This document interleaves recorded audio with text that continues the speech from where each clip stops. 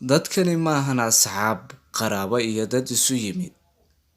Kanina waa Cuddle, waa aabbaha dhalay dadkan.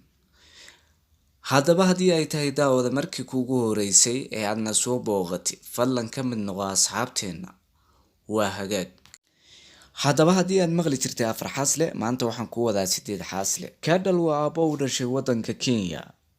Waxa uu qabaa 8 xaas ah. Mana yaqaana tirada carruurta ay xaaskiiba dhashay. 50 ayay kor u dhaafayaan carruurtiisa, waxayna ku nool yihiin hal meel. Waa family ay ka muuqata farxad, isla markaasina aan lahayn rabsho. Mar wax laga weydiiyey kan ugu weyn iyo kan ugu yara carruurtiisa sanada ay jiraan, ayaa waxa uu ku jawaabay: kan ugu weyn carruurtayda waxa uu jiraa 40, sida aan qiyaasayo. Kan ugu yarna dabcan waa kan dhabta lagu hayo, oo markaa uu ula jeeday 1 sano jir naasku hooyadii jaqayo.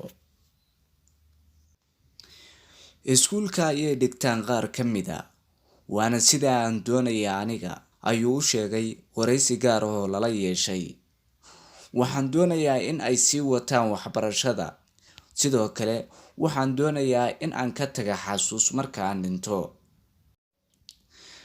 Haddaba daawade, haddii aad dhageysatay warbixintan, sideed u aragtaa 8 xaaslahan ku nool waddanka Kenya? Haddii aad ka heshay warbixintan, comment hoos noogu reeb, share iyo like na noo taabo. Aad u mahadsantihiin.